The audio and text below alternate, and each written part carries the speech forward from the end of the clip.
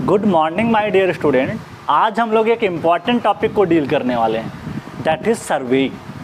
ठीक है, अगर मैं पिछले लेक्चर की थोड़ी सी बातें करूं, मैंने क्या पढ़ाया क्या नहीं पढ़ाया। मैंने सॉइल कंप्लीट कर रखी है, मैंने ओपन चैनल फ्लो को कंप्लीट कर रखा है। ठीक है, और आपकी ह्यूज डिमांड के कारण मैंने यहाँ पे जो है आपको सर्वेइंग स्टार्ट किया। आपकी डिमांड बहुत ज़्यादा थी कि सर सर्वे पढ़ा दीजिए, काफ़ी इम्पॉर्टेंट है, ये सारी बातें निकल के आई थी। ठीक है, तो फिर मैंने सोचा यार सर्वे पढ़ा ही दिया जाए, ये बार बार बोलते रहते हैं, तो हमने सोचा कि सर्वे को कंप्लीट कर दिया जाए। इनका एक इम्पॉर्टेंट सब्जेक्ट है, कोई भी ऑल इंडिया लेवल पे एग्ज़ाम जेईई का देने जाते हो तो सर्वेइंग के बहुत सारे क्वेश्चन निकल के आते हैं, इसलिए सर्वेइंग को भी हम लोग कंप्लीट कर देंगे। ठीक है, और अच्छे से पढ़ेंगे, हर एक पॉइंट पे डिस्कशन होगा डिटेल में भी। ठीक है, क्वेश्चन भी करा दिए जाएंगे।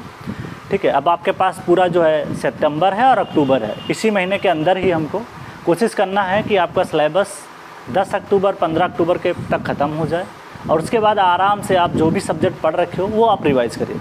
देखिए, जो सब्जेक्ट आपके हो चुके हैं उन पे मेन फोकस ये होना चाहिए कि आप रिवाइज़ करो। सबसे अच्छा तरीका रिवाइज़ करो, टेस्ट सीरीज दो। और जो सब्जेक्ट आपके रिमेनिंग है, जैसे सर्वेइंग है, तो सर्वेइंग में पढ़ते जाओ, साथ में रिवाइज़ करते जाओ, पढ़ते जाओ, रिवाइज़ करते जाओ, क्वेश्चन लगाते जाओ।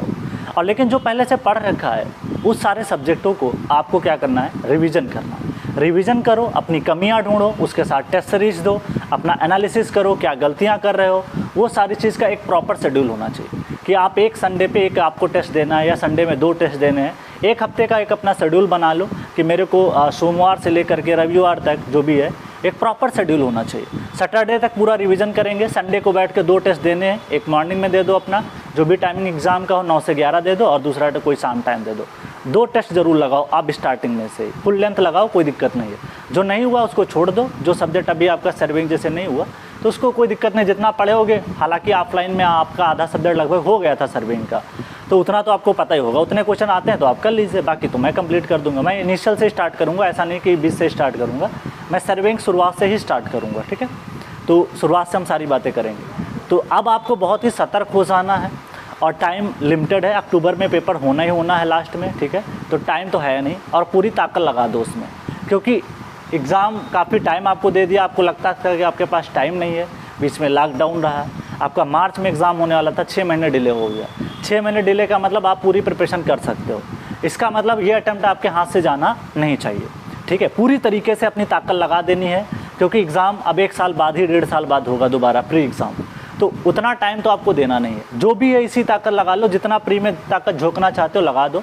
बाकी मेंस में हम लोग तैयारी इतना अच्छे से खुद ही करते हैं तो कोई दिक्कत नहीं आती। वहाँ पे मेंस में हम लोग बहुत अच्छे से प्रिपेयर करते हैं, और मेंस एग्ज़ाम को कैसे क्रैक करना है वो भी सब कुछ पता है, और प्री से ज़्यादा मेंस आसान बैठता है। ठीक है, बस थोड़ा सा कॉन्सेप्चुअल चीज़ें आपको आनी चाहिए। मैंने बहुत ही बेहतरीन सब्जेक्ट सॉइल को भी यहाँ पे अच्छे से पढ़ाया था, उसमें मेंस के क्वेश्चन कराए थे, स्टील भी अच्छे से पढ़ा दिया था। ठीक है, अब हम लोग जो बात करेंगे वो सर्वेइंग की बात करेंगे।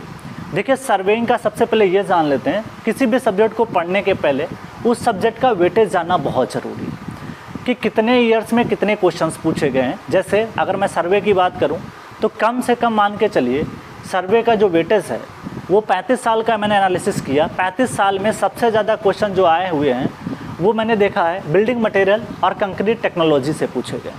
वहाँ पे कम से कम 800 क्वेश्चन पूछे गए हैं 35 सालों में। मतलब उनका जो वेटेज है वो पूरे पेपर में 24% निकल के आया है टोटल पेपर का। ठीक है, 100% में से 24% क्या है, building material and concrete technology. दूसरे नंबर पे आपका सब्जेक्ट जैसे आरसीसी आता है, उसका भी वेटेज 10 से 12% है या 14%। उसके बाद में आपका सोम है, फ्लूइड है। ठीक है, फिर सर्वे आता है। सर्वे का जो वेटेज है ना वो 100 में से 10% है। मतलब यहाँ पे 35 सालों में मैंने एनालिसिस किया, 35 सालों में कम से कम वहाँ पे 350 के आसपास क्वेश्चन पूछे गए। ठीक है, 350 मतलब आप 35 साल के हिसाब से निकालोगे, लगभग 10% आपका निकल के आएगा। मतलब हर साल लगभग 10 क्वेश्चन पूछे गए सर्वेइंग के। कभी किसी साल ज़्यादा भी हो सकता है, किसी साल 13 क्वेश्चन हो जाएंगे, किसी साल 8 क्वेश्चन भी हो सकते हैं। ऑन एन एवरेज 10 क्वेश्चन मान के चल रहा हूँ, मतलब 10 क्वेश्चन सर्वेइंग के हर साल पूछे गए हैं ऑन एन एवरेज।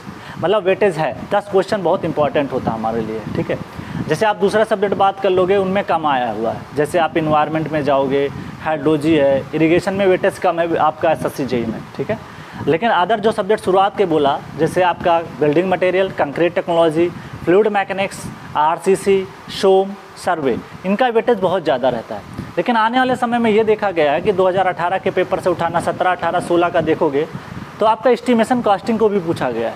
तो उन पे भी आपको ध्यान रखना है, ठीक है। तो जितना रिवाइज कर सकते हो उतना कोशिश करो। अब हम लोग ये समझ लेते हैं कि हमारा यहाँ पे वेटेज क्या है। सबसे पहले हमारा जो टॉपिक है दैट इज़ सर्वेइंग है। क्या है? सर्वेइंग। हम आज ये समझेंगे हमारा सिलेबस क्या है, हमें क्या क्या पढ़ना है, क्या स्किप करना है और क्या ज़्यादा फोकस करना है, वो सारी बातें डिस्कस करेंगे, ठीक है। चलो, तो सबसे पहले हम बात करते हैं that is surveying. That is subject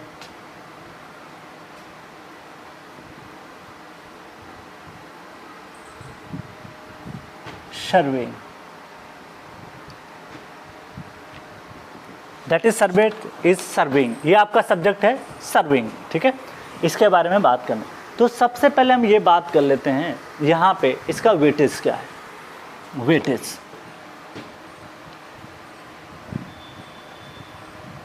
weightage, ठीक। वेटेज एक तो प्रीलिम्स,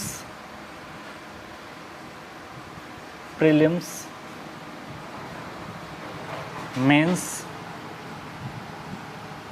इतने एग्ज़ाम की बात कर लेते हैं। एक तो प्री एग्ज़ाम की बात कर रहे हैं, दूसरा मेंस की बात कर रहे हैं। प्रीलिम्स एग्ज़ाम की अगर मैं बात करूं तो यहाँ पे ध्यान रखने वाली बात ये है कि प्रीलिम्स एग्ज़ाम में जैसे पहला एग्ज़ाम मैं ले रहा हूँ that is SSC JE. SSC JE में ऑन एन एवरेज 10 क्वेश्चन आते हैं। कितने आते हैं? 10 क्वेश्चन, 10 क्वेश्चन। और मेंस की अगर बात करोगे तो यहाँ पे 2 क्वेश्चंस आते हैं, 2 से 3 भी हो सकते हैं, कम नहीं होता है। और एक क्वेश्चन लगभग 15 नंबर का होता है, तो कम से कम 25 से 30 नंबर का सर्वे मेंस में भी आता है, ठीक है। तो एक क्वेश्चन आपका लगभग मान के चलिए तो लगभग ये 30 मार्क्स तक पूछ लिया जाता है। कभी ये ज़्यादा भी हो सकता है, कभी कम भी हो सकता है, चलता रहता है। 10 क्वेश्चन, एक क्वेश्चन 1 मार्क्स का होता है, तो 10 क्वेश्चन 10 मार्क्स के, ठीक है। तो 10 क्वेश्चन। नेक्स्ट आपका आता है दैट इज़ आईईएस। आईईएस में भी 8 से 10 क्वेश्चन ऑब्जेक्टिव रहता है। ये प्रीलिम्स की बात कर रहा हूँ, ये मेंस के कन्वेंशनल क्वेश्चन। ये लिखित परीक्षा होती है या ऑब्जेक्टिव होता है, ठीक है। ऑब्जेक्टिव दैट इज कन्वेंशनल का मतलब लिखित परीक्षा, ठीक है। चलो, अब देखो 8 से 10 क्वेश्चन यहाँ पे भी आईईएस का अगर आप प्रीवियस ईयर पेपर उठा के चेक कर लो तो 8 से 10 क्वेश्चन वहाँ पे पूछे जाते हैं। और वहाँ पे थोड़ा क्वेश्चन का जो वेटेज होता है नंबर ज़्यादा होता है, हो सकता है 2 नंबर का एक क्वेश्चन हो, ठीक है। मेंस में इसका जो वेटेज है वो आपका कम से कम 50 से 60 मार्क्स का निकल के आता है। 50 से 60 मार्क्स लिख रहा हूँ, क्वेश्चन नहीं लिख रहा हूँ। क्वेश्चन 2, 3, 4 क्वेश्चन आ जाते हैं, तो 50 से 60 मार्क्स का मेंस में आता है आईईएस। नेक्स्ट एग्ज़ाम आपका आता है दैट इज़ गेट एग्ज़ाम, ठीक है। गेट में भी जो है आपके कम से कम 2 क्वेश्चन आपके निकल के आ जाते हैं। 2 क्वेश्चन का मतलब यहाँ पे है कम से कम 2 क्वेश्चन का जो वेटेज है, मतलब ये आपका 3 to लेके 4 मार्क्स तक पूछा जाता है। तो ये है आपका सब्जेक्ट का होल एनालिसिस कि वेटेज क्या है। देखो, सारी बातें समझना बहुत ज़रूरी होता है कि कितना वेटेज है क्या नहीं है, वो सारी बातें समझ लेना ज़रूरी है, ठीक है। तो इस तरीके से हम लोग यहाँ पे बात कर रहे हैं। दैट इज़ यहाँ पे एक एग्ज़ाम हेडिंग डाल देना, दैट इज़ एग्ज़ाम। ये एग्ज़ाम हो गया, ये प्रीलिम्स, ये मेंस, ठीक है। तो अब आपको समझ में आ गया होगा कि कितना वेटेज किसका है, उसी हिसाब से अपने आप को यहाँ पे फोकस करना है।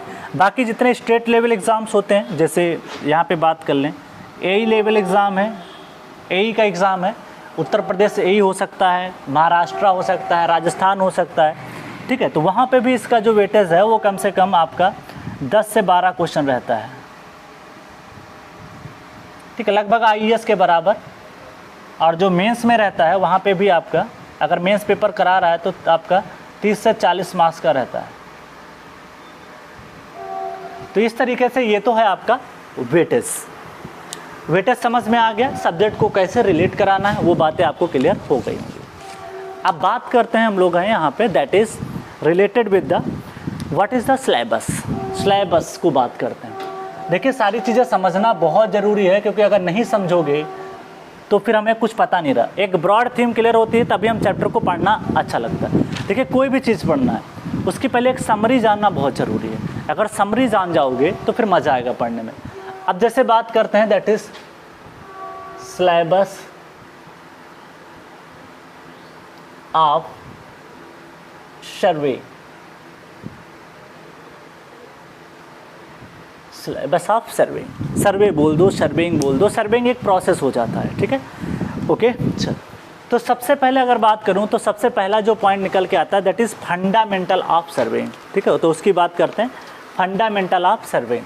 तो फर्स्ट टॉपिक हमारा है that is fundamental of surveying, fundamental of surveying की बात कर रहे हैं, ठीक है, फंडामेंटल ऑफ सर्वेइंग। फंडामेंटल में हम लोग ये देखेंगे कि कौन कौन सी बेसिक डिफिनीशंस आती हैं, व्हाट इज़ द सर्वे, सर्वे की डिफिनीशन क्या है, इंपॉर्टेंट टर्म्स क्या हैं, उन सब के बारे में हम लोग यहाँ पे बात करेंगे, ठीक है। नेक्स्ट आता है एक्यूरेसी एंड एरर्स, इसी में हम लोग एरर्स देखेंगे, क्युमुलेटिव है, रैंडम है, क्या है, तो दैट इज़ नेक्स्ट टॉपिक हम लोग पढ़ेंगे, accuracy and errors, accuracy and errors के बारे में बात करेंगे। नेक्स्ट आता है linear measurement and third one linear measurement, linear measurement, linear measurement and chain surveying पढ़ेंगे, एंड चेन सर्वेइंग पढ़ेंगे हम लोग, ठीक है। मतलब यहाँ पे जो टॉपिक देखिए, फंडामेंटल सर्वेइंग में हम लोग क्या पढ़ेंगे, पहले एक बार लिख देते हैं, फिर हर एक टॉपिक में ये बताऊंगा क्या पढ़ना है क्या नहीं पढ़ना है। नेक्स्ट आता है compass surveying, compass surveying, compass surveying, compass surveying.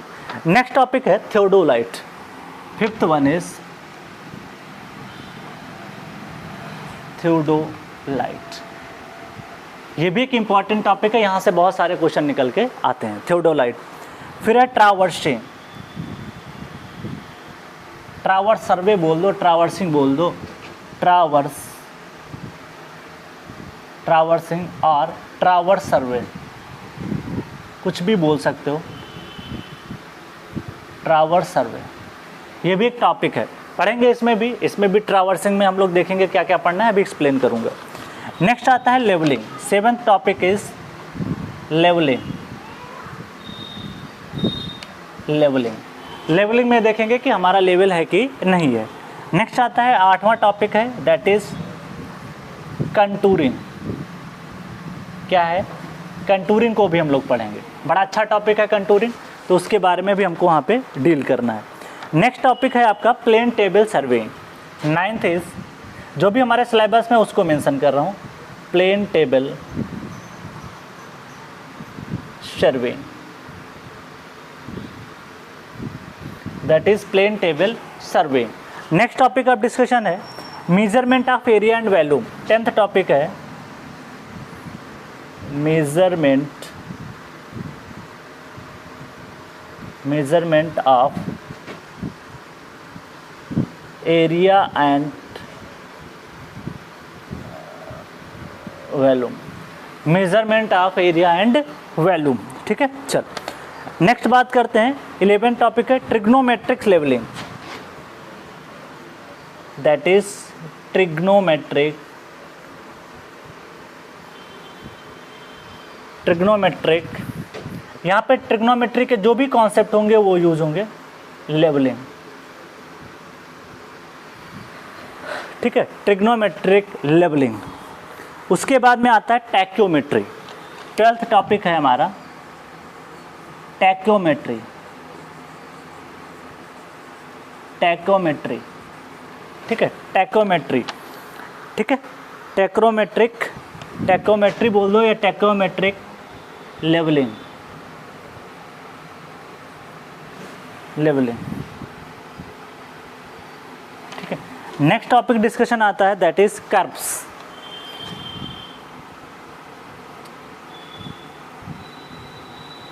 Curves, ठीक है। 14th जो फोर्थ टॉपिक आता है 14th, इसके बारे में बात करते हैं। देखिए 14 जो आता है ये आता है फील्ड एस्ट्रोनॉमी, जो कि आपके सिलेबस में नहीं है जेई के, फील्ड एस्ट्रोनॉमी,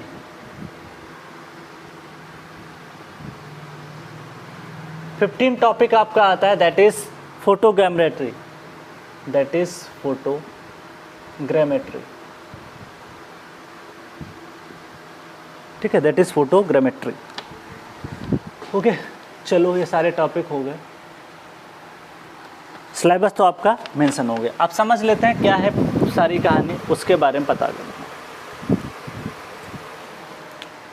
चल, ये तो आपका समझाया मैंने वेटेज क्या है, तो ये तो बात पहले हो ही चुकी है वेटेज के बारे में, ठीक।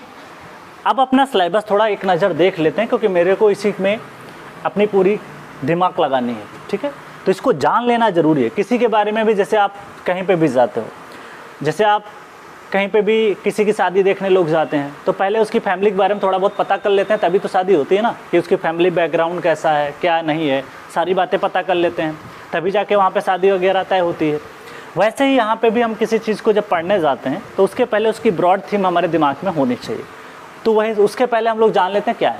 जैसे पहला टॉपिक है फंडामेंटल ऑफ सर्वेइंग।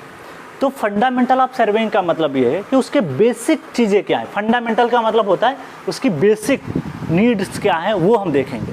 अब बेसिक नीड्स में जैसे what is fundamental, what is survey, survey क्या होता है, सर्वे के बारे में पढ़ेंगे, सर्वे की डिफिनीशन क्या होती है, सर्वे क्या है, सर्वे साइंस है, आर्ट है, प्रोफेशन है, टेक्निक है, या आपका क्या कह सकते हो, ये एक तरीके की टेक्निक है जिससे हम लोग जो है ऑब्जर्वेशन बोल सकते हो। सर्वे कई तरीके से, इसको कुछ भी बोला जा सकता है, साइंस बोला जा सकता है, आर्ट बोला जा सकता है, प्रोफेशन बोला जा सकता है, टेक्निक बोला जा सकता है, या ऑब्जर्वेशन बोला जा सकता है, ठीक है।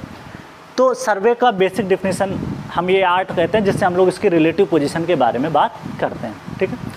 फंडामेंटल में बहुत सारी चीज़ें पढ़ेंगे, उसके बेसिक जो टर्म्स होते हैं, प्रिंसिपल ऑफ सर्वेइंग क्या होता है, वो सारी चीज़ें बात करेंगे। प्रिंसिपल क्या होता है, होल टू पार्ट होता है, पार्ट टू होल होता है, वो सारी बातें इस फंडामेंटल ऑफ सर्वेइंग के अंतर्गत आ जाएंगी। दूसरी बात, एक्यूरेसी एंड एरर पढ़ेंगे। एक्यूरेसी, जो भी हम वर्क कर रहे हैं उसका कितना एक्यूरेसी है। भाई वर्क तो करते जा रहे हैं, एक्यूरेसी आ नहीं रही अच्छी खासी, तब भी हमें थोड़ा सा दिक्कत आएगी। तो एक्यूरेसी को भी पहचानना है यहाँ पे, और उसकी एरर्स कितनी निकल के आती। हो सकता है एरर आपकी क्यूमुलेटिव हो सकता है रैंडम हो, कुछ भी हो सकता है। तो एक्यूरेसी एंड एरर में हम लोग यही पढ़ेंगे, कैसे निकल के आता है ये सारी चीज़ें, ठीक है। फिर बात करेंगे linear measurement and chain serving. Linear measurement में जैसे आप टेप के माध्यम से, आप चेन के माध्यम से जो भी डिस्टेंस को मेजरमेंट करोगे, दैट इज़ कॉल्ड आपका लीनियर मेजरमेंट या चेन मेजरमेंट की बात करेंगे, ठीक है। तो यहाँ पे डिफरेंट टाइप के करेक्शंस हम लोग भी पढ़ लेंगे। तो बहुत सारे करेक्शंस आने वाले हैं, जैसे कि आपका पुल करेक्शन, पुश करेक्शन, जो भी आए, सैग करेक्शन या टेम्परेचर करेक्शन, बहुत सारी चीज़ें निकल के आएंगी। उन सब के बारे में हम लोग यहाँ पे बात करेंगे। That is linear measurement and chain serving. फिर नेक्स्ट टॉपिक आता है कंपास सर्विंग। कंपास सर्विंग में हम लोग एंगल का मेजरमेंट करते हैं, ठीक है, कि कंपास हमको ये बताता है, डायरेक्शन बताता है। तो वहाँ पे हम लोग उसके एंगल्स के बारे में बात करेंगे कि कितना एंगल सर्वे लाइंस बना रही हैं, वो सब के बारे में डिटेल में बात करेंगे, ठीक है। तो हम कभी भी कोई सर्वे करते हैं तो हम एक तो आपकी हॉरिजॉन्टल वर्टिकल डिस्टेंसेस, उसके साथ में उसका एंगल भी पता करना होता है। और एंगल कैसे पता करोगे, तो with the help of compass survey. Next आता है थियोडोलाइट। थियोडोलाइट भी हमारा एक ऐसा मतलब सर्वे का बहुत इंपॉर्टेंट पार्ट है, मतलब इक्विपमेंट है, जिसके माध्यम से हम लोग जो है बहुत सारे सर्वेइंग करते हैं। हॉरिजॉन्टल डिस्टेंस, वर्टिकल डिस्टेंस जो भी है निकल के आता है, एंगल भी बता देता है, तो वो सारी चीज़ें हम लोग मेज़र करते हैं। अब तो टोटल स्टेशन आ गया है, टोटल स्टेशन से इलेक्ट्रॉनिक चीज़ें हो गई हैं, तो समय के साथ चीज़ें बदलती गई। पहले थियोडोलाइट ही था, लेकिन समय के साथ जब परिवर्तन होता रहता है, टेक्नोलॉजी बढ़ती जाती है, वैसे वैसे हम लोग अपने आप को शिफ्ट करते जाते हैं। लेकिन हर जगह टेक्नोलॉजी अवेलेबल नहीं है, हर जगह टोटल स्टेशन नहीं मिल पाता, इसलिए आपने देखा होगा आपके कॉलेज लाइफ में भी थियोडोलाइट वगैरह प्रैक्टिकल कराया जाता है, ठीक है। तो वो एक बेसिक फंडा सिखाया जाता है कि आप पहले कन्वेंशनल मेथड पे आओ, और जैसे जैसे टेक्नोलॉजी बढ़ती जाएगी, जब तक आप फंडामेंटल नहीं जानोगे, थियोडोलाइट के बारे में नहीं पता है, तो डायरेक्टली टोटल स्टेशन समझना थोड़ा सा टिपिकल होता है। ऐसा नहीं कि समझ नहीं पाओगे, ठीक है। कुछ ऐसे भी इंसान होंगे जो सर्विंग नहीं भी पढ़े होंगे और फिर भी टोटल स्टेशन चला लेंगे और कर ले जाएंगे। वो कैसे आता, धीरे धीरे प्रैक्टिस करते करते आ जाता है। आप फील्ड पे बहुत सारा वर्क करोगे, वर्क करते करते आप सब कुछ सीख जाओगे। तो that is called compass serving. Theodolite हो गया। Traversing and traverse survey. Traversing में कुछ भी नहीं होता है, यहाँ पे हम लोग जो है उसकी लेंथ के साथ साथ उसके एंगल को भी डिनोट करते हैं, दैट इज़ कॉल्ड ट्रावर्स। यहाँ पे ओपन ट्रावर्स पढ़ेंगे और क्लोज ट्रावर्स पढ़ेंगे, ठीक है। ओपन क्लोज के बारे में उस चैप्टर में जा करके हम लोग डिटेल में पढ़ने वाले हैं, इसलिए बस एक ब्रीफ डिटेल हमको आपको दे रहे हैं ताकि आपको समझ में आ जाए, ठीक है। तो यहाँ पे हम लोग जो है डिस्टेंस के साथ में एंगल भी बताएंगे। फिर आता है लेवलिंग। ये बहुत ही महत्वपूर्ण टॉपिक है। यहाँ पे लेवलिंग में आपके जैसे भी हम कहीं पे भी सर्वे करते हैं हमारा जो टोपोग्राफी है, जो नेचुरल फीचर्स हैं ऑफ द अर्थ, वो एक समान नहीं है। कहीं पे ऊंचा है तो कहीं पे नीचा है, कहीं पे नदी है तो कहीं पे नहर है, कहीं पे लेक है। तो इस तरीके से हमारे अर्थ एक समान नहीं है। इसलिए आपको क्या करना पड़ता है, लेवलिंग यूज़ करना पड़ता है। तो इसलिए हम लेवलिंग का यूज़ करते हैं कि आपका एक particular relative position particular point के दूसरे के साथ रिस्पेक्ट में कितनी ऊंचाई पे है, कितना नीचा है, वो सारी चीज़ें हम पता करते हैं लेवलिंग के माध्यम से। तो लेवलिंग में हम लोग रिलेटिव पोजीशन बताएंगे कि with respect to benchmark, standard जो भी हो सकता है, तो उसके बारे में मीन सी लेवल से कितने लेवल पे है क्या नहीं है, वो सब लेवलिंग में बात होता है। यहाँ पे डिफरेंट टाइप के लेवलिंग मेथड्स पढ़ेंगे। ये काफ़ी इंपॉर्टेंट टॉपिक है, तो इसको डील करेंगे, ठीक है। नेक्स्ट आता है कंटूरिंग। कंटूरिंग कुछ भी नहीं होता है, that is same line of elevation होता है। यहाँ पे कंटूर्स बनाए जाते हैं, तो वो सेम लाइन ऑफ एलिवेशन होता है, दैट इज़ कॉल्ड कंटूर। तो इसमें भी हम लोग कंटूर को पढ़ेंगे, ठीक है।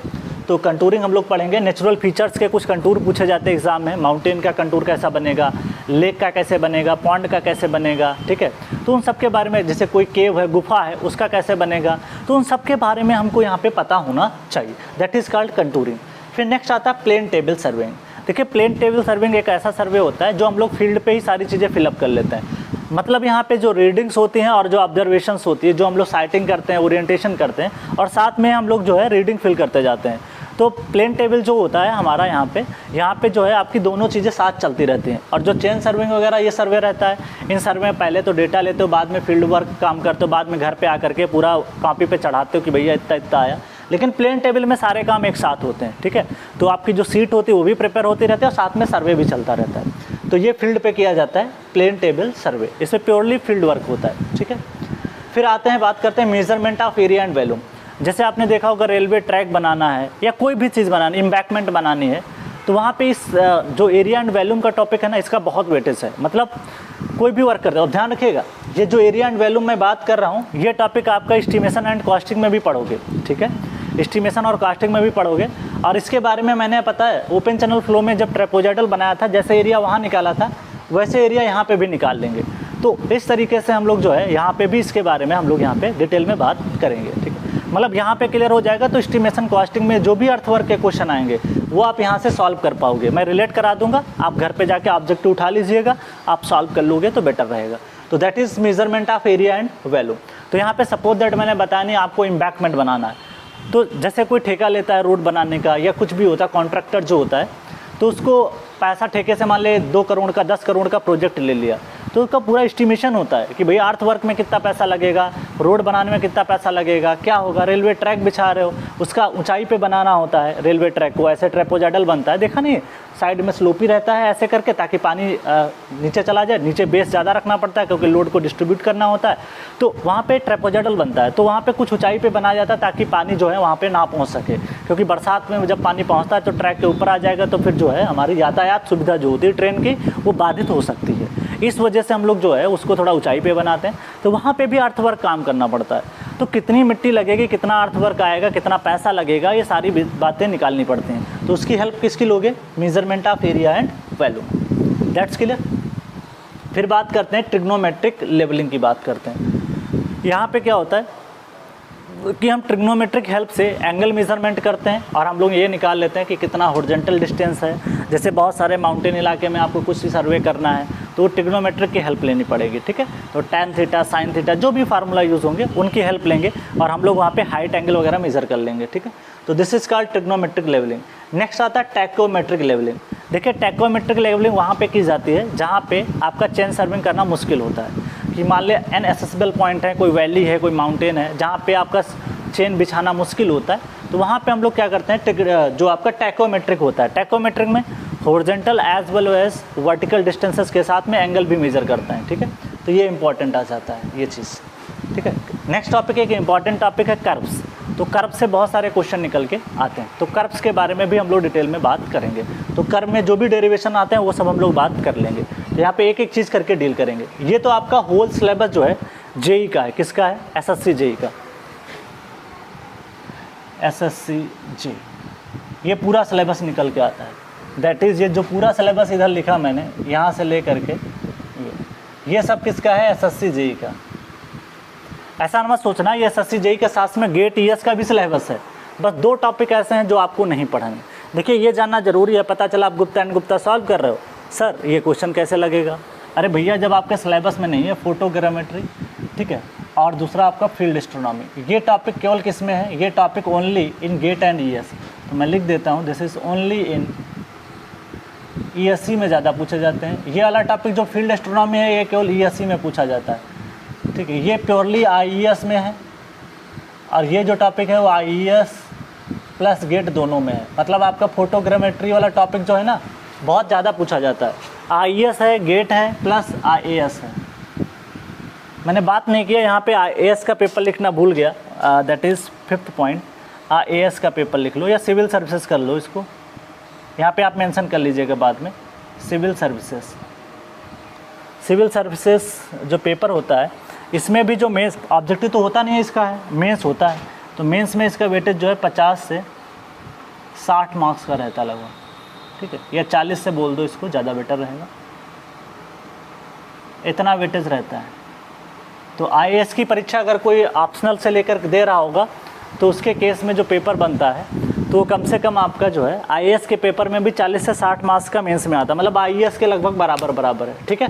तो ध्यान रखिएगा इन टॉपिक्स को आपको नहीं पढ़ना है, फील्ड एस्ट्रोनॉमी और फोटोग्रामेट्री ये सब नहीं पढ़ना है। फोटोग्रामेट्री में जो है सर्वे होता है with the help of photographs, aeroplane की हेल्प से कैमरा लगा दिया जाता है, तो ये टॉपिक आपको बिल्कुल नहीं पढ़ना है। एक भी क्वेश्चन नहीं आया तो क्या मतलब है, क्योंकि सिलेबस में ही नहीं है। फील्ड एस्ट्रोनॉमी भी हमारे सिलेबस में नहीं है तो उसको भी नहीं पढ़ना है। हाँ, लेकिन ये आईएएस और जो गेट के स्टूडेंट्स हैं उनको पढ़ना पड़ेगा, लेकिन हमको अभी इतने ही टॉपिक अच्छे से पढ़ना है, क्योंकि ये अगर अच्छे से हो जाएंगे तो फिर हम अपने कॉन्सेप्ट को यहाँ पे अच्छे नंबर्स ला सकते हैं, ठीक है। तो दैट इज़ इम्पॉर्टेंट, तो इसको समझना जरूरी है। तो पहले आप अच्छे से सिलेबस को मेंशन कर लें। अब इसमें से इंपॉर्टेंट मत पूछेगा सर इसमें से ये इंपॉर्टेंट है कि ये इंपॉर्टेंट, अरे भैया पूरा पढ़ के जाओ। आज का समय बदल चुका है कि हम इंपॉर्टेंट पढ़ के चले जाते थे, हो जाता था। अब ऐसा पेपर बनना है कि हर टॉपिक से वो टच करेगा, तो आपको पूरी तैयारी होनी चाहिए, ठीक है। अच्छा,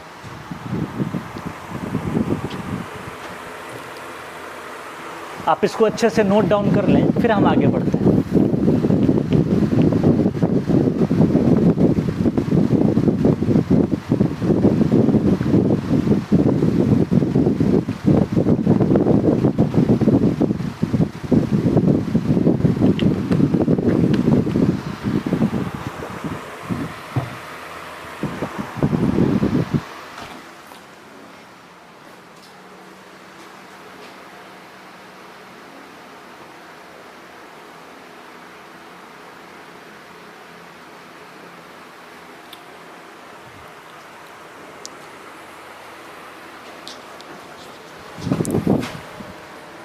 तो अच्छे से पहले नोट डाउन कर लें इसको, फिर आगे बात करते हैं।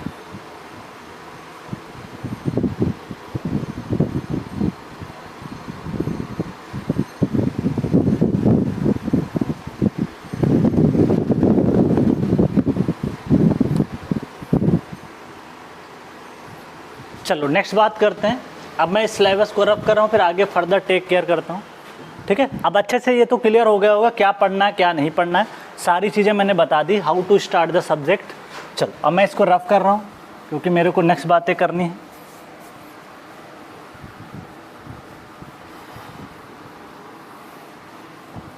तो किसी भी सब्जेक्ट को पढ़ना है तो उसके पहले उसका सिलेबस जान लेना बहुत ज़रूरी है।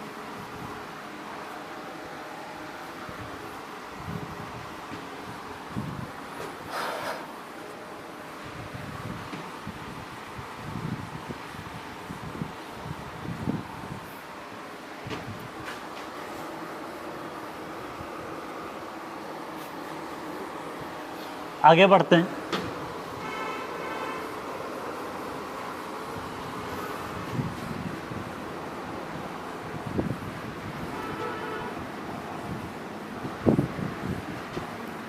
तो यहाँ पे डील करेंगे हम लोग जो है, पहला टॉपिक हमारा आएगा फंडामेंटल ऑफ सर्वे। पहला दिन है, थोड़ा अच्छे से स्मूथली पढ़ेंगे धीरे धीरे करके। जैसे जैसे आप समझते जाओ टॉपिक को उसी हिसाब से हम अपने लेवल को धीरे धीरे करके क्या करते जाएंगे, बढ़ाते चले जाएंगे। लेकिन अभी क्या है, शुरुआत में आपको समझना पड़ेगा कि होल टॉपिक है क्या एक्चुअली में।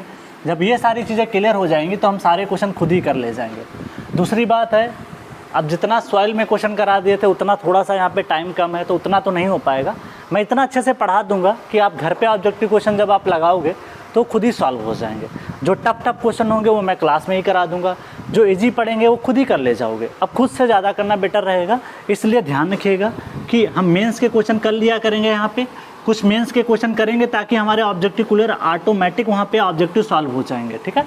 और जो कठिन ऑब्जेक्टिव होंगे वो मैं क्लास में ही डिस्कस कर दूंगा, ठीक है। और इजी वाले आप इतना थ्योरी पढ़ लोगे मेरी क्लास में कि आपको इजी वाले तो आराम से ही कर ले जाओगे, ठीक है। चलो, तो उस तरीके से हमको यहाँ पे पढ़ना है।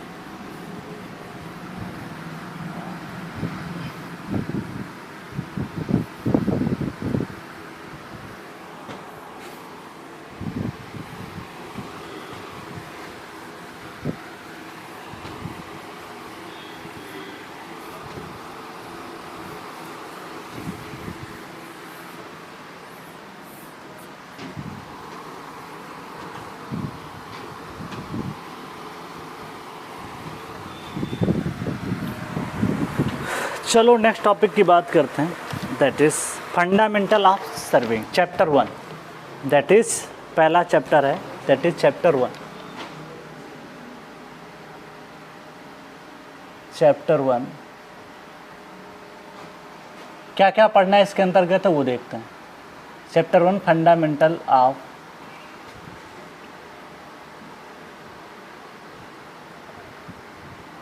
सर्वेइंग, फंडामेंटल ऑफ सर्वेइंग के बारे में हम लोग यहाँ पे पढ़ने वाले हैं, ठीक है। पहला टॉपिक हमारा chapter 1 that is fundamental of surveying, ठीक है। तो यहाँ पे बात करने वाले हैं फंडामेंटल ऑफ सर्वेइंग में हमारे जो टॉपिक हैं उनको बात करते हैं। That is first topic is, इनके बारे में डील करना है। 1.1 मैं लिख रहा हूँ, that is definition of surveying. हम ये समझेंगे डिफिनीशन क्या है, that is definition of surveying. तो ये हम लोग जान लेंगे what is the definition of surveying, ठीक है। नेक्स्ट है ऑब्जेक्टिव ऑफ सर्वे। तो 1.2 पे हम लोग पढ़ेंगे, ठीक है। 1 मतलब यहाँ पे चैप्टर है, पॉइंट का मतलब नेक्स्ट इसके जो पॉइंट्स निकल के आ रहे हैं उसकी बात कर रहे हैं। That is objective of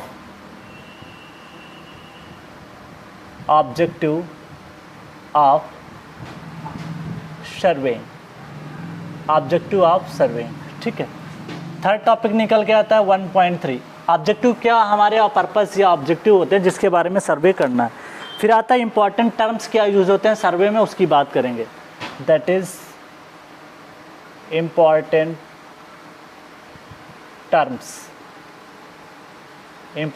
terms के बारे में बात करेंगे, कौन कौन से टर्म्स यहाँ पे यूज होते हैं। नेक्स्ट है primary division of survey. Primary बहुत इंपॉर्टेंट है ये भी topic, primary division of serving या survey. Primary division of survey, primary का मतलब ये होता है कि प्लेन सर्वेइंग पढ़ेंगे या जियोडेटिक की बात करेंगे, ठीक है। तो that is called primary division of survey. Next बात करते हैं 1.5 पे, इसमें टॉपिक निकल के आता है that is classification of surveying. हो सकता है हमारे डिफरेंट पर्पस के लिए यूज़ करेंगे, पर्पस के अकॉर्डिंग बात करेंगे, अकॉर्डिंग टू फील्ड की बात करेंगे, किस टाइप का सर्वे है उसके हिसाब से बात कर लेंगे, ठीक है। कि फील्ड सर्वे में आपका हाइड्रोग्राफिक निकल के आ रहा है, लैंड सर्वे निकल के आ रहा है, ठीक है। तो कई सारे के निकल के आएंगे, कैडेस्ट्रल सर्वे की बात कर रहे हैं तो यहाँ पे निकल के आता है that is classification of surveying. Classification of surveying, classification of surveying, तो इसके बारे में बात करेंगे। जो भी पढ़ना है वो मैं लिख रहा हूँ, ठीक है। Classification of surveying. नेक्स्ट है 1.6 principle of surveying. Principle of surveying, principle of surveying का मतलब होता है कि आपका पार्ट टू होल होगा या होल टू पार्ट बात करेंगे, कौन सा प्रिंसिपल अप्लाई करें ताकि सर्वे अच्छा, एक्यूरेसी अच्छी निकल के आए, एरर कम से कम निकल के आए, तो प्रिंसिपल ऑफ सर्वेइंग में बात करेंगे। नेक्स्ट निकल के आता है 1.7 that is units of measurements. इसमें बात करेंगे किसकी, यूनिट्स ऑफ, कौन कौन सी यूनिट हम लोग यूज करेंगे उसके बारे में बात करेंगे। Units of measurement, units of measurements की बात करेंगे। फिर नेक्स्ट टॉपिक हमारा इसी में पढ़ना है दैट इज़ 1.8 में स्केल्स, ठीक है, कौन कौन सी स्केल्स हैं उसके बारे में बात करेंगे। जैसे आपका डायगोनल स्केल होता है, ठीक है, उसके अलावा बहुत सारी स्केल आप वर्नियर स्केल पढ़ते हो, ठीक है, रेट्रोग्रेड भी निकल के आता है, एक्सटेंडेड निकल के आता है, तो वो सब स्केल टॉपिक के अंतर्गत सारा टॉपिक आपका आ जाएगा।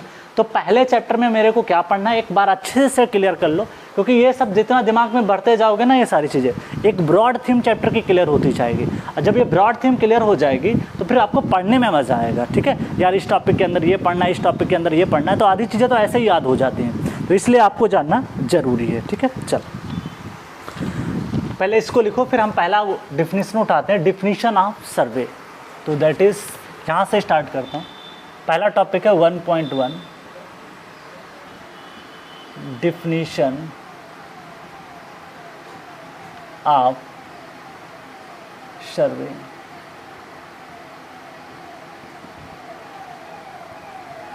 डिफिनीशन ऑफ सर्वे, इसको समझते हैं डिफिनीशन का मतलब क्या होता है, ठीक है। तो डिफिनीशन ऑफ सर्वेइंग का मतलब समझो कि डिफिनीशन का मतलब ये होता है कि what is survey. Survey is nothing but survey is observation. Survey कुछ नहीं है, एक ऑब्जर्वेशन है।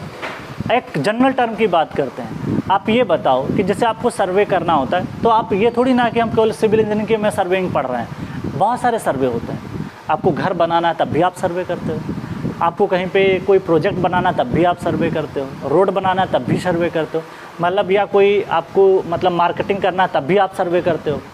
तो सर्वे कुछ नहीं है, सर्वे इज़ द ऑब्जर्वेशन। तो अगर हम बात करें हमारे केस में सर्वे की डिफिनीशन क्या होगी, as a civil engineer survey is the art, profession, art बोल सकते हो, प्रोफेशन बोल सकते हो, टेक्निक बोल सकते हो, साइंस बोल सकते हो, ऑब्जर्वेशन बोल सकते हो, ये सब डिफिनीशन आ सकते हैं, ठीक है। एक तरीके से समझ सकते हो कि सर्वे इज़ द आर्ट और science to determine the relative position of the points.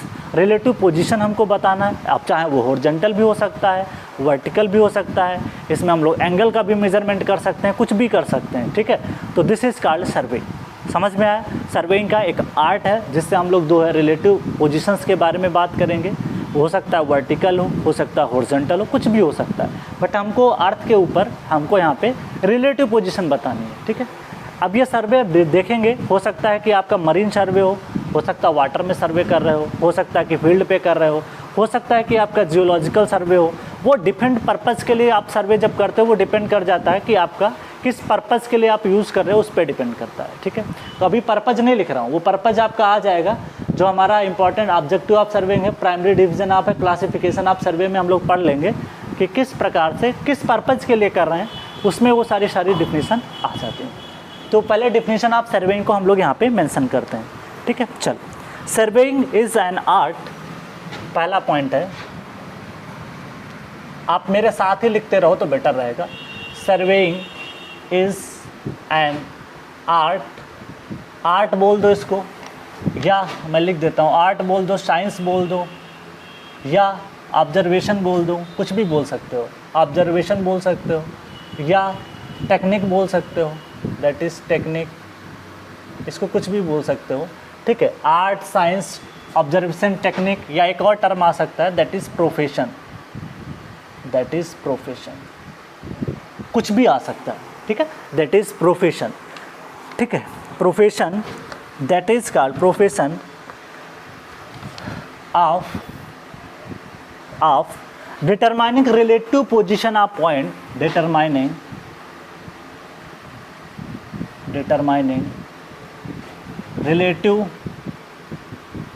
relative position of points. ध्यान रखने वाली बात यह है कि यहाँ पे हम बात कर रहे हैं रिलेटिव पोजीशन की, ठीक है, एग्जैक्ट नहीं बात करें, किसी के रिस्पेक्ट में किसी चीज़ को बताना, दैट इज़ कॉल्ड सर्वे, ठीक है। अगर आपको ये नहीं पता है कि यार ये किस हाइट पे है, ऐसे बोल दोगे ये 10 फीट की ऊंचाई पे है, और किसके रिस्पेक्ट में, ग्राउंड के, मीन सी लेवल के, या किसके रिस्पेक्ट में, तभी आप जान पाओगे कि व्हाट इज़ द रिलेटिव, तभी आप सर्वे बता सकते हो, ठीक है। दैट इज़, तभी उसको आप बोलोगे रिलेटिव पॉइंट्स, ठीक है, रिलेटिव पोजीशन ऑफ पॉइंट्स, ठीक है। ओके, चल आगे बात करते हैं। ये हो सकता है आपका रिलेटिव पॉइंट्स ऑफ पोजीशंस हो सकता है, also 3D position, also 3 dimensional 3 dimensional position, इसमें 3 डायमेंशनल भी पोजीशन सर्वे के अंदर आ सकती है। 3 डायमेंशनल पोजीशन भी आप बता सकते हो with the help of survey. On above and, on above, ground के ऊपर भी हो सकता है, ग्राउंड के नीचे भी हो सकता है। On above and below below the earth surface, below the earth surface, ठीक है। प्रेजेंटिंग इट,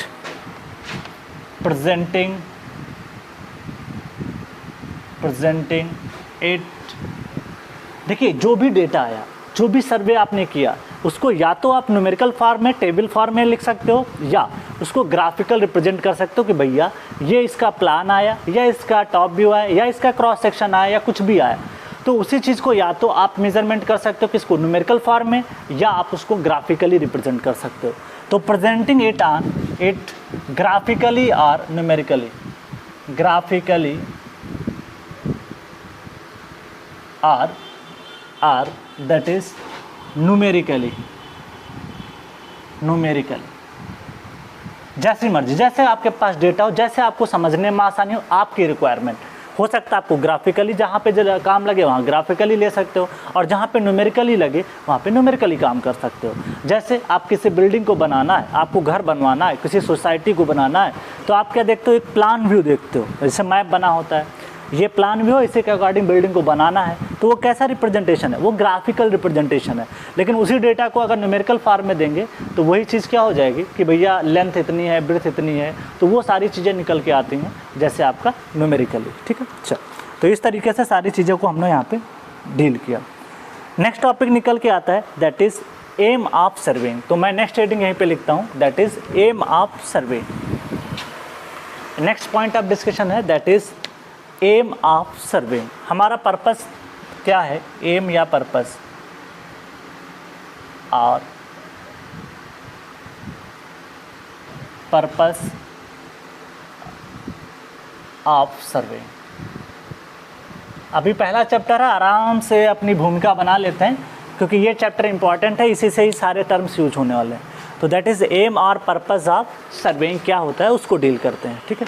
तो एम हमारा ये होता है कि हम जो चीज़ों को, इसमें हमारा एम ये है कि हम यहाँ पे उसकी रिलेटिव पोजीशन या तो हॉरिजॉन्टल डिस्टेंस को मेज़र करेंगे या वर्टिकल डिस्टेंस को मेज़र करेंगे, या हॉरिजॉन्टल डिस्टेंस के साथ साथ और जो वर्टिकल डिस्टेंस के साथ साथ उसका एंगल मेज़रमेंट भी करेंगे या डायरेक्शन भी मेज़रमेंट करेंगे। तो उसी को हमारा ये निकल के आता है, हमारा ये जो मेन पर्पज़ है वो यही है, एम हमारा यहाँ पे निकल के आता है। तो दैट इज़ फर्स्ट पॉइंट है, to measure vertical elevation between 2 points, that is to measure horizontal distances, to measure horizontal distance between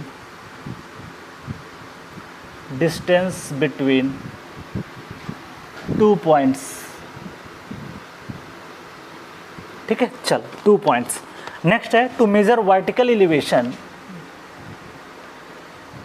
to measure vertical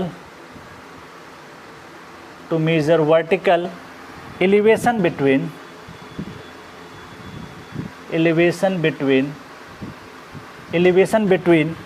that is 2 points,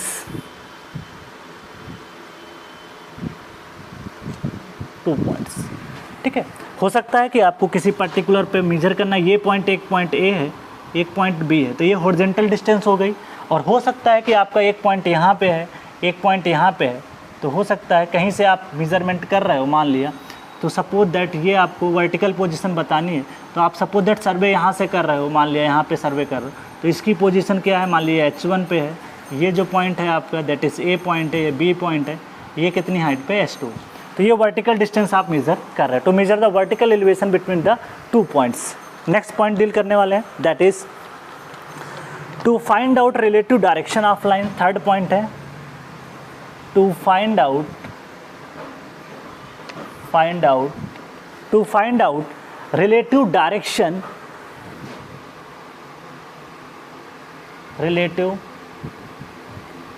direction. अब देखो रिलेटिव डायरेक्शन का मतलब है कि ये पॉइंट इससे कितने एंगल पे है या किस एंगल पे ये है, थीटा पे क्या है, तो ये रिलेटिव डायरेक्शन होता है। दैट इज़ रिलेटिव डायरेक्शन बोल दो, उसको एंगल बोल दो, कुछ भी बोल सकते हो। That is relative direction of lines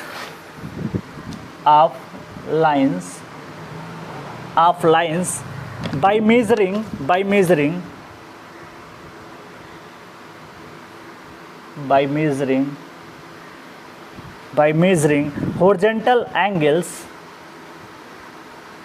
कौन सा angle? horizontal। by measuring horizontal horizontal angles with reference to any arbitrary line, with reference to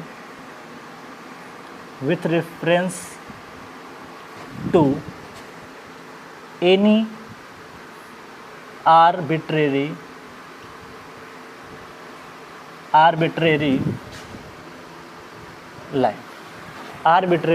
line. ठीक है, आर्बिट्री लाइन का मतलब है कि किसके रिस्पेक्ट में बात करना चाहते हो सकता है आप प्राइम मेरिडियन के रिस्पेक्ट में, हो सकता है जो आपके मेरिडियन होते हैं, मेरिडियन पढ़ेंगे, लॉन्गिट्यूड जो होते हैं उनके रिस्पेक्ट में अगर आप किसी पे एंगल बता रहे हो तो वो एक आपका आर्बिट्री पॉइंट हो जाता है। ठीक है, किसी के रिस्पेक्ट में ही आप एंगल बताओगे। ऐसे किसी भी सर्वे करते हैं तो उसके लिए आपको एक रेफरेंस मानना पड़ता है, तो उसे बोला जाता है आर्बिट्रेरी या सहायक लाइन बोल सकते हो। तो मैं बात कर रहा था, जैसे मान लिया कि एक आपकी आर्बिट्री लाइन है, या आपका अर्थ का मान लिया कोई, जैसे अर्थ है, जैसे ये अर्थ है। ठीक, अभी सब शेप वेप के बारे में बात करेंगे, धीरे धीरे बात करेंगे, पहले तो ऐसे समझ रहे हैं बेसिक टर्मिनोलॉजी। तो अर्थ का ये जो है पोल है, नॉर्थ पोल है, साउथ पोल, तो ये नॉर्थ पोल है, ये साउथ पोल है। तो ये आपके मेरिडियंस होते हैं, दैट इज़ मेरिडियंस। ठीक है, ये मेरिडियंस होते हैं।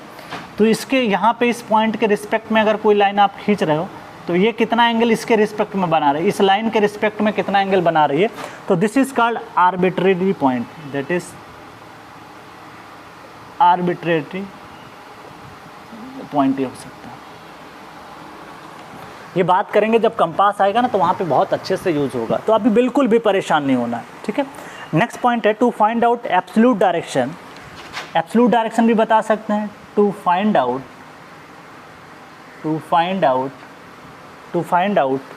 absolute direction by measuring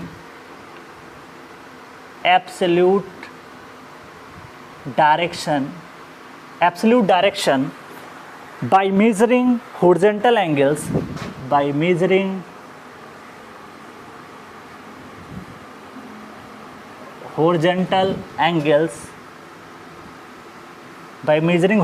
angles with respect to that is with reference to या with respect to बात कर सकते हो, with reference to a fixed direction, with reference to a fixed direction। जैसे इसका फिक्स डायरेक्शन है, तो जैसे मान लिया आपको ये मेरिडियन का डायरेक्शन फिक्स है, तो इस मेरिडियन के रिस्पेक्ट में अगर कोई एंगल आप बताते हो θ1 मान लिया, तो ये आपका एब्सोल्यूट डायरेक्शन हो जाएगा। क्या हो जाएगा? Absolute direction. और हो सकता है कि आपका कोई आर्बिट्री पॉइंट कहीं पे चूज करते हो, ये पॉइंट आर्बिट्री फिक्स भी हो सकता है, कुछ भी हो सकता है। तो यहाँ पे ध्यान रखिएगा, अगर कोई फिक्स डायरेक्शन है उसके रिस्पेक्ट में कोई एंगल बताओगे तो वो एब्सोल्यूट डायरेक्शन बताएगा, और कोई पर्टिकुलर ऐसे ही पॉइंट है जो फिक्स नहीं है, जिसका डायरेक्शन बदल सकता है टाइम के साथ में, तो उसे आर्बिट्री बोल पाओगे। तो ये तो था आपका aim of purpose of surveying. क्या क्या पर्पज है देख सकते हो, measurement of horizontal distances with respect to 2 points, measurement of vertical elevation between 2 point. ध्यान रखिएगा 2 पॉइंट है, सर्वे को भी 1 पॉइंट का नहीं होता, 2 पॉइंट आपको मिनिमम लेना तभी सर्वे हो पाएगा। To find out the relative direction of the lines, जो भी लाइन है उनका relative direction with respect to arbitrary points हो सकता है। To find the absolute direction by horizontal angles with reference to the fixed direction. तो fixed direction मतलब meridian, bracket में लिख सकते हैं, दैट इज मेरिडियन बात कर सकते हैं। अब मेरिडियन क्या होता है बाद में डिस्कस करेंगे, सब पता चलेगा लेकिन धीरे धीरे पता चलेगा। पहला दिन है, थोड़ा सा धैर्य रखो, धीरे धीरे सारी चीज़ें हम लोग क्लियर कर लेंगे। पहले आप इसको नोट डाउन करें, फिर आगे बढ़ते हैं।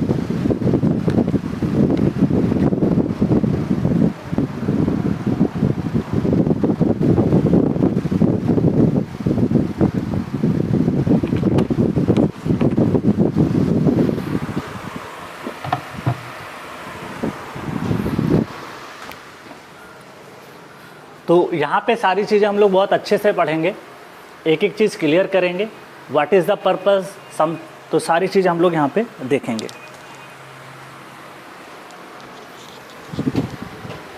चलो मैं रफ कर रहा हूँ, आपने तो लिख ही लिया होगा। नेक्स्ट पॉइंट हम लोग डिस्कस करते हैं। आपको प्रॉपर नोट्स भी बनाने हैं, मैंने बताना भूल गया थोड़ा सा। आपको ध्यान रखना है कि जो भी हम लोग पढ़ रहे हैं, जब तक खुद से नोट्स नहीं बनाओगे, मैं तो नोट्स देने को दे सकता हूँ PDF फॉर्म में, लेकिन कोई मतलब नहीं है। जो खुद से लिखोगे ना वो बेटर समझ में आएगा, जो खुद से लिखोगे समझ आपको पढ़ते समय वो ज़्यादा याद होगा, इसलिए जो गलतियाँ की वो भी समझ में आएंगी। इसलिए ध्यान रखना ये है कि आपको यहाँ पे नोट्स खुद से बनाने हैं, ठीक है। टाइम लगता है, लगने दो, क्योंकि जब देखिए पढ़ रहे हो तो लिखने में कोई टाइम थोड़ी लगता है। मैंने आपसे बोला जब भी मैं लिखता रहूँ करो, आप मेरे साथ लिखा करो। ऐसा नहीं करना है कि आपको मैं पहले लिख दूँ, समझा दूँ, फिर आप वीडियो रोक के पॉज करके रोक के उसके बाद लिखते तो टाइम ज़्यादा लगेगा। जैसे मैं जिस पॉइंट को साथ में मेंशन कर रहा हूँ आप मेरे साथ ही मेंशन करते रहो, उससे आपका टाइम बचेगा। जब मैं समझाता हूँ तो आप समझ लिया करो, ठीक है। तो इस तरीके से आपको यहाँ पे पढ़ना है।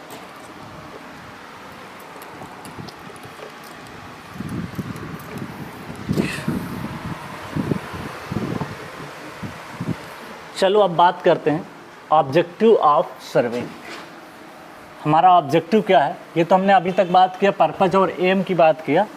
अब नेक्स्ट हमारा जो है ऑब्जेक्टिव ऑफ सर्वे।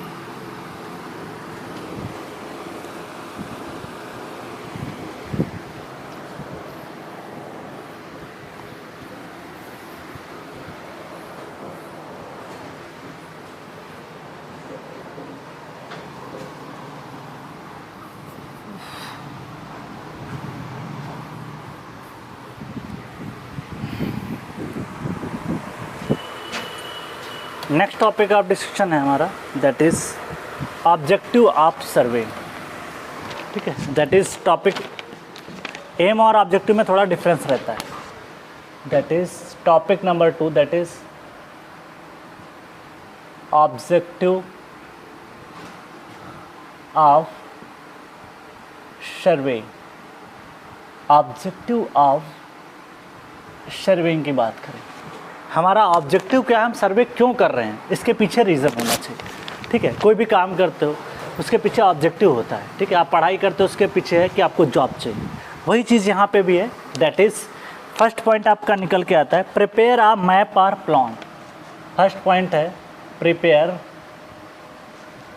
प्रिपेयर, ठीक है, मैप और प्लान, मैप और प्लान, ठीक है। प्लान मतलब जैसे 2 डायमेंशनल होता है, टॉप व्यू से देखते हैं, प्लान समझ में आता है, जिसकी लेंथ और विड्थ दी हो, 2 डायमेंशन होती हैं, दैट इज़ कॉल्ड प्लान, ठीक है, दैट इज़ प्लान। तो यहाँ पे अगर हमारा ऑब्जेक्टिव सर्वेइंग क्या रहता है, मान ले सर्वे ऑफ इंडिया है, तो इसने इंडिया का मैप बनाया, तो उसने सर्वे किया होगा तभी जाकर उसने बाउंड्री लोकेट की होगी, कहाँ पे कौन सी नदी है, कहाँ पे किस राज्य की सीमा किससे लगती है, भारत की सीमा किस किस देशों के साथ लगती है, तो वो सारे सर्वे ने किया होगा, फिर जाके इंडिया का मैप निकल के आया है। तो ये मेरा जो है ऑब्जेक्टिव निकल के आया, ठीक है। तो ये सारी चीज़ें आपको पता रहनी चाहिए, नहीं तो ऐसे कैसे डिसाइड कर पाओगे कि इसका मैप कहाँ पे है, ठीक है। चल नेक्स्ट निकल के आता है establish of boundaries of the land. That is establish boundaries of land, boundaries of land, establish boundaries of land, ठीक है। बाउंड्रीज ऑफ लैंड आर, या ऐसा भी लिख सकते हो आर रिवर बॉडी, ठीक है, या कुछ भी ले सकते हो, that is establish a boundaries of land और स्ट्रीम्स। स्ट्रीम्स का मतलब है, यहाँ पे एग्जांपल लिख लेते हैं, रिवर बॉडी। नदियों का भी तो एक सीमा होती है ना, कि भैया ये नदी आपके क्षेत्र में, ये नदी हमारे क्षेत्र में। जैसे नेपाल के बीच में अभी बवाल आया था सुनने में न्यूज़ में, ठीक है, काला पानी का जो बाउंड्री है वहाँ पे आया था। तो वो पहले अंग्रेज़ों के समय में पहले हो चुकी थी, उसकी जो कुछ संधियाँ होती हैं, शायद सुगौली की संधि हुई थी, मुझे लग रहा है 1816 में हुई थी, ठीक है। तो 1816 में जब सुगौली की संधि हुई थी भारत और नेपाल के बीच में, जीएस का क्वेश्चन है, तो पहले हो गई थी। अब आज समय में कुछ जो है न्यूज़ में आया था कि जो नेपाल है वो जो इंडिया का क्षेत्र है वो अपने मैप में दिखा रहा है, इंडिया जो है नेपाल का क्षेत्र अपने में दिखा रहा है। तो ये जो है उन्होंने अपने संसद में जो है नेपाल ने जो है प्रस्तुत कर दिया था मैप को। तो ये सारे क्वेश्चन बनते रहते हैं, ठीक है। ऐसे पूछ लेगा जो काला पानी का जो मतलब वहाँ पे जो काली नदी है एक्चुअली वहाँ पे क्षेत्र पड़ता है, तो वहाँ पे दर्रे पड़ते हैं, जैसे आपका लिपुलेख दर्रा है, ठीक है, और सारे दर्रे पड़ते हैं। तो वहाँ पे दर्रों के बीच में रास्ता जाता है, तो वो सीमा का बाउंड्री का लफड़ा रहता है। तो उसी की बात कर रहा हूँ, स्टेब्लिश बाउंड्रीज ऑफ लैंड। तो वो सर्वे ऑफ इंडिया का ही काम होता है। स्ट्रीम का मतलब जो नदियाँ निकलती हैं उसके किसका क्षेत्र किस में जाएगा। जैसे सिंधु नदी का पानी भारत पाकिस्तान में बटा हुआ है कि 20 से 30% इंडिया यूज़ करेगा, बाकी पाकिस्तान यूज़ करेगा। तो वो बाउंड्री भी जो है ना किसी देश की सीमा को निर्धारित करती हैं, ठीक है। तो जो यहाँ पे रिवर्स होती है ना, रिवर भी किसी भी देश की जो है बाउंड्री लाइन को बताती हैं कि भैया ये रिवर आपकी तरफ, इतनी रिवर के इधर हम हैं, इतनी रिवर के इधर हम हैं। तो वो बाउंड्री बताती है, ठीक है। चलो नेक्स्ट बात करते हैं, that is measure area and volume. Third point है, यह ऑब्जेक्टिव हमारा निकल के आता है, major area and volume.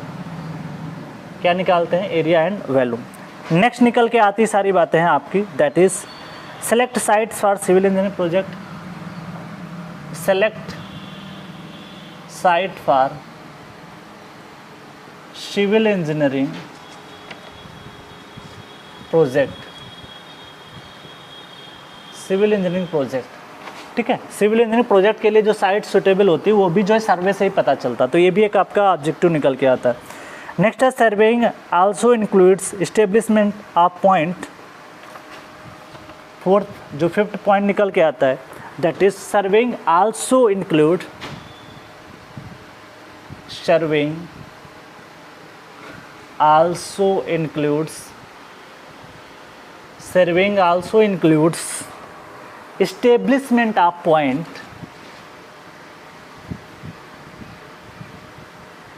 establishment of points। जो भी ग्राउंड पे पॉइंट है उनको मैप के ऊपर प्लॉट करना, दैट इज आल्सो सर्वेइंग का ऑब्जेक्टिव है। establishment of point on the points ground, that is ground on ground are predetermined on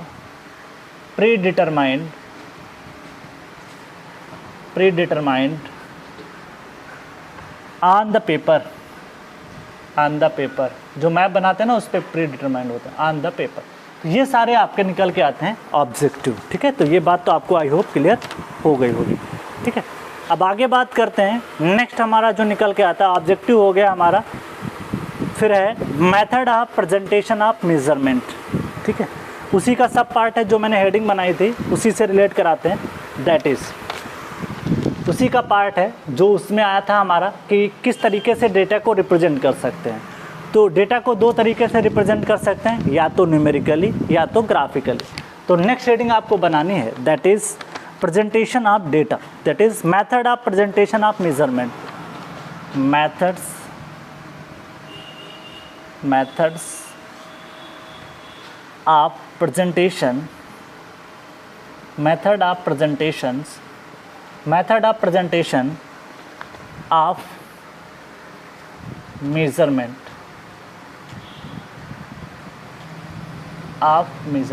इसकी बात करें। या तो ग्राफिकली कर सकते हो या न्यूमेरिकल। जैसे न्यूमेरिकल रिप्रेजेंटेशन कैसे है, पहला है न्यूमेरिकल रिप्रेजेंटेशन, कैसे प्रदर्शित करना होता है रिप्रेजेंटेशन, तो न्यूमेरिकल है। और दूसरा है graphical, that is graphical representation, दो तरीके हैं हमारे पास, ठीक है। दैट इज सपोज दैट, कोई एक दो तरीके से समझा रहा हूँ जो भी आपको समझ में आ जाए। दैट इज एक तो न्यूमेरिकल है और दूसरा आपका क्या है, दैट इज ग्राफिकल है। ग्राफिकल सपोज दैट कि आपको किसी चीज़ को ग्राफिकल बताना है। सपोज दैट एक लाइन है, दैट इज एक लाइन है, दैट इज AB, ठीक है, ये सर्वे है। मान ली AB बराबर जो है 10 किलोमीटर है। कितना है, 10 किलोमीटर है, ठीक है, 10 किलोमीटर। अब इसी AB लाइन को मैथमेटिकली अगर लिखना होगा तो मैं ये भी तो लिख सकता था, AB बराबर 10 किलोमीटर। तो ये ग्राफिकली आपको भी समझ में आ रहा है कि एक लाइन बना दी गई है पेपर के ऊपर और that is AB equal to 10 kilometre, ठीक है। तो ये हो गया ग्राफिकल और ये हो गया न्यूमेरिकल फॉर्म में। तो जो भी आपको सही लगे वो आप यूज कर सकते हो, डिपेंडिंग अपॉन द सिचुएशन, आपके पास सिचुएशन कैसी है। नेक्स्ट पॉइंट ऑफ डिस्कशन है, generally graphical representation is done in the form of, generally note करके लिख रहा हूँ, जनरली ग्राफिकल रिप्रेजेंटेशन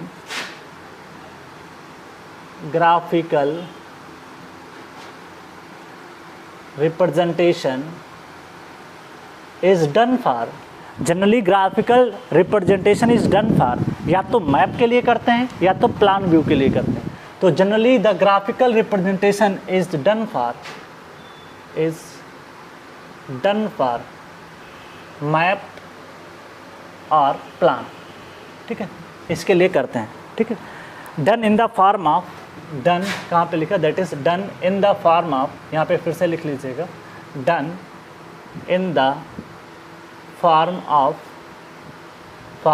मैप और प्लान, जो भी आपको सही लगे, ठीक है। या तो प्लान में आप डेटा को लिखोगे ग्राफिकली अगर रिप्रेजेंट करना होगा, या तो मैप के फॉर्म में, क्लियर। चलो, प्लान कब यूज़ करते हैं और ये कब यूज़ करते हैं, दैट इज़ प्लान अगर आपको यूज़ करना है तो फॉर लार्ज स्केल के लिए यूज़ करते हो। किसके लिए, plan is use for large scale, ये ऑब्जेक्टिव बन के आ जाएगा।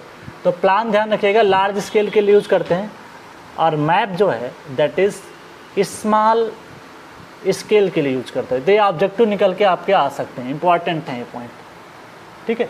तो प्लान जब यूज़ करना है, जैसे आपको प्लान में रिप्रेजेंटेशन करना है तो वहाँ पे आपको स्केल लार्ज रखना पड़ता है।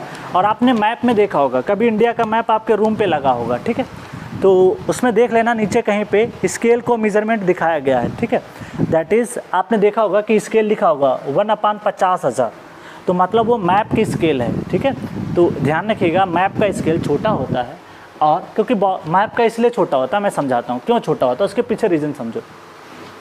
सपोज दैट कि आपको इंडिया का मैप दिखाना है और इंडिया का जो क्षेत्रफल है वो आपको पता है वर्ल्ड के क्षेत्रफल का कितना है, लगभग 2.4% है ऐसे आसपास, ठीक है। तो 7वें नंबर पे इंडिया आता है पूरे वर्ल्ड के क्षेत्रफल में। पहले नंबर पे तो आपको पता होगा शायद, पहले नंबर पे रूस है, दूसरे पे कनाडा है, तीसरे पे USA है, चौथे पे ब्राज़ील है, पहले नंबर पे आपका आता है दैट इज़ रूस, उसके बाद कनाडा, उसके बाद में USA, उसके बाद में चाइना, उसके 5वें नंबर पे ब्राज़ील, छठे पे ऑस्ट्रेलिया, 7वें पे इंडिया। इस तरीके से क्रम है, ठीक है। तो ध्यान रखिएगा ऑब्जेक्टिव क्वेश्चन GS में भी मिल जाएगा। तो इतने बड़े मैप को आपको देखा होगा कि इंडिया के मैप पे सारे राज्यों को, 29 राज्यों को दिखा दिया गया है, ठीक है। तो अब आप देखोगे कि वहाँ पे मैप को दिखाना है, तो आपको स्केल छोटा नहीं रखोगे तो सारा चीज़ डिफाइन नहीं कर पाओगे, इसलिए स्केल को आपको छोटा रखना पड़ता है। तो सारी चीज़ को एक्चुअली रिप्रेजेंट करना होता है। अब प्लान का मतलब जैसे सपोज दैट आपको मकान बनवाना है, तो प्लान आपने देखा कि भैया हाँ ये वाल है, ये दरवाज़ा है, ये विंडो है और यहाँ पे ये बनना है, तो वो थोड़ा सा बड़ा दिखाया जाता है। क्यों? क्योंकि आपको पता है कि प्लान में आपको इतनी सारी चीज़ें नहीं दिखानी होती जितनी मैप में दिखानी होती है, इसलिए स्केल को बड़ा कर देते हैं। और हमको प्लान को समझना भी होता है, क्योंकि जैसे सपोज दैट आप घर बनवाते हो तो उस प्लान को अच्छे से समझने के लिए हमको जो है एक मिस्त्री को देना है, घर बनाना है, तो मिस्त्री समझ के देख के बता सकता है। बट मैप में इतना कॉम्प्लेक्स चीज़ें होती है ना, उसको समझ में नहीं आता, क्यों? स्केल बहुत छोटा रहता है। तो इस वजह से मैप का स्केल स्मॉल रखता है और इसका स्केल लार्ज रहता है, ठीक। इसका स्केल हो सकता है 1/50 हो, 1/500, इसका 1/50,000 हो सकता है। तो ये डिफरेंस होता है बेसिक, क्लियर। चलिए आगे बढ़ते हैं, नोट करके एक और पॉइंट मेंशन करते हैं, दैट इज़ इम्पॉर्टेंट है। तो नेक्स्ट पॉइंट ऑफ डिस्कशन निकल के आता है, दैट इज़ सेकेंड पॉइंट है, दैट इज़ नोट पॉइंट करके मेंशन करते हैं, दैट इज़ नोट, ठीक है। नोट पॉइंट में हम लोग मेंशन करने वाले हैं that is vertical distances can be, vertical distances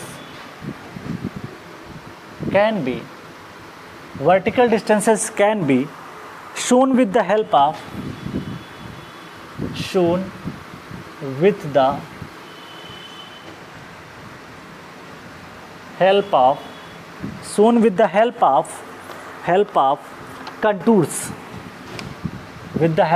contours और स्पॉट लेवल का मतलब क्या होता है, मैं मेंशन कर देता हूँ ब्रैकेट में, that is spot level of individuals.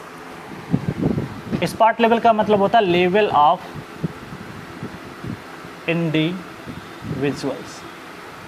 Individuals, ठीक है, लेवल ऑफ इंडिविजुअल पॉइंट्स, मैं यहाँ पे लिख देता हूँ लेवल ऑफ इंडिविजुअल पॉइंट्स। हर एक पॉइंट का अलग अलग जो लेवल होगा उसे बोला जाता है स्पॉट लेवल। तो अगर आपको vertical distances can be shown with the help of contour के माध्यम से उसका आरएल बता देते हैं। जैसे उसका आरएल सपोज दैट इस माउंटेन का जो पॉइंट्स हैं आरएल है वो इसके ग्राउंड के रिस्पेक्ट में इतने पे है, इतने रिस्पेक्ट में है, तो उसको कंटूर के माध्यम से हम लोग जो है दिखा देते हैं। अब कंटूरिंग पढ़ेंगे तो वहाँ पे बहुत अच्छे से समझ में आएगा, ठीक है। चल, contour is a imaginary line, मैं लिख देता हूँ कंटूर, यहीं पे लिख देता हूँ, छोटा क्वेश्चन बन सकता है। कंटूर इज़ अ, एक इमेजिनरी लाइन होती है, that is contour is an imaginary line joining of contour is a line joining points of same elevation या equal elevation। जिन लाइनों का एलिवेशन समान होगा उनको ज्वाइन कर दोगे तो क्या हो जाएगा, कंटूर। जैसे सपोज दैट 4 पॉइंट मान लेना हो, एक इधर पॉइंट है, एक इधर पॉइंट है, एक इधर पॉइंट है, और सारे का जो है मान लेते हैं इन पॉइंट्स का एलिवेशन बराबर है ग्राउंड से, तो इनको ज्वाइन करोगे तो कंटूर बन जाएगा। ऐसे एक अंदर कंटूर बन जाएगा, एक अंदर कंटूर बन जाएगा, तो इस तरीके से कंटूर बनते हैं। तो सपोज दैट कोई पॉइंट यहाँ पे है, कोई पॉइंट इधर है, तो ग्राउंड से अगर सेम लाइन ऑफ एलिवेशन पे है तो उनको ज्वाइन करने पर जो लाइन बन जाएगी, this is called contour, that is called contour, ठीक है। चल,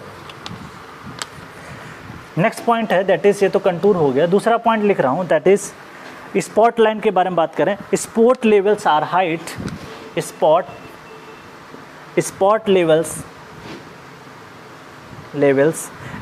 levels are height of individual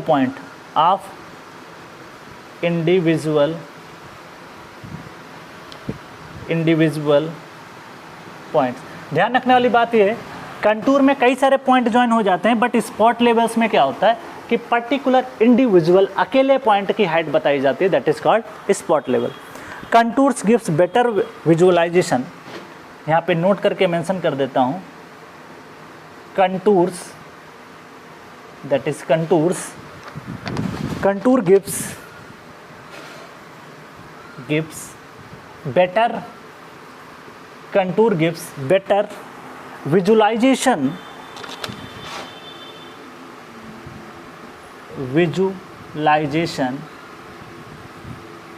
ठीक है, visualization, that is visualization of area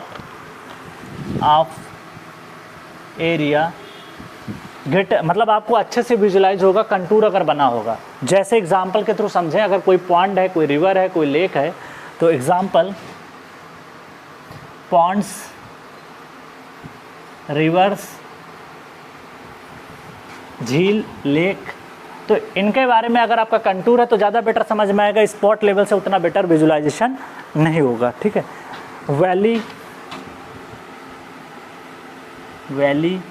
ठीक है, उसके बाद में हिल्स एटसेट्रा, ये सारी बातें निकल के आ जाती हैं, ठीक है। तो इस तरीके से हमने यहाँ पे क्लियर कर लिया, ठीक है।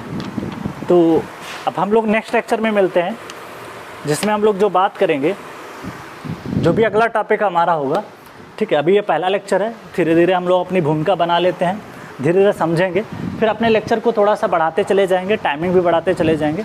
ये पहला लेक्चर था, इस वजह से बहुत ज़्यादा एक साथ नहीं पढ़ाएंगे, ठीक है, धीरे धीरे कवर करेंगे। पहले तो ये समझ में आया बेसिक, एक बार आपको ब्रॉड थीम समझ में आ गई, फिर अगले लेक्चर में हम लोग जो बात करेंगे ना, वहाँ पे बेसिक टर्म्स के बारे में बात करेंगे कि जो बेसिक डिफिनीशंस आती हैं उनका मतलब क्या होता है, वो सारी चीज़ें हम लोग अगले लेक्चर में कवर करेंगे। तो आज के लिए जो इस लेक्चर में हमने बात की, क्या क्या बात की, सिलेबस को समझा, वेटेज को समझा, ठीक है, उसके बाद बेसिक डिफिनीशन ऑफ सर्वेइंग को समझा, उसके ऑब्जेक्टिव क्या थे, पर्पस क्या थे, पर्पस के बाद में हमने ये देखा कि जो method of presentation of measurement है उसको हमने देखा, ठीक है। तो सबके बारे में हमने यहाँ पे बात की, ठीक है। अब नेक्स्ट लेक्चर में जब हम बात करेंगे ना, तो बेसिक टर्मिनोलॉजी क्या यूज़ होती है उसके बारे में बात करेंगे, ठीक है। लेवल सरफेस क्या होता है, अर्थ का शेप कैसा है, वो सारी चीज़ें अगले लेक्चर में आपको मिलेंगी, ठीक है। जैसे जैसे हम समझते जाएंगे अपने लेवल को, धीरे धीरे टाइम को धीरे धीरे बढ़ाते जाएंगे, उसमें फिर लेक्चर आपको 1.5 घंटे का, फिर 2 घंटे का भी लेक्चर मिलेगा। अभी पहला दिन है इसलिए लेक्चर को थोड़ा सा धीरे धीरे कंटिन्यूअस करते हैं, आपको भी समझ में आएगा। सर्वे कोशिश ये कर रहा हूँ कि वो जितना अच्छे से समझा सकता हूँ उतना बेटर तरीके से आपको समझाऊंगा, ठीक है। जैसे सॉइल पढ़ाया गया, कोशिश यही रहेगी मेरी कि सॉइल जैसा ही सब्जेक्ट आपको दिया जाए, ठीक है। तो अच्छे से पढ़ना, नोट्स ज़रूर बनाना, प्लीज़ रिक्वेस्ट है आपसे कि जब तक नोट्स नहीं बनाओगे तब तक समझ में नहीं आएगा, क्योंकि खुद के नोट्स अच्छे होते हैं। जितना बनाना, देखिए ध्यान रखिएगा, ऐसा मत सोचिएगा कि शुरुआत में हम नोट्स नहीं बना रहे हैं बाद में बना लेंगे। भले एक लेक्चर पढ़ना, नोट्स ज़रूर बनाना, बाद में लेक्चर कभी कवर करना, बाद में भी देखना, तो बाद में नोट्स उसी कंटिन्यूएशन में कर लेना। मान लिया कि आपके पास टाइम कम बचा है, मान लिया मैंने 50-60 लेक्चर पढ़ाए, तो शुरुआत में आपने 20-30 बचाए, बाद में टाइम कम बचा है तो छोड़ भी सकते हो, बाद में कभी कवर कर लेना नोट्स बनाने के लिए, लेकिन शुरुआत के नोट्स बनाना ज़रूरी है, ठीक है। तो शुरुआत से बनाना शुरू करो और लास्ट तक बनाते जाओ, धीरे धीरे कंटिन्यूअस ये प्रोसेस करते जाओ। तो आज के लिए friends, thank you, I love you and happy learning.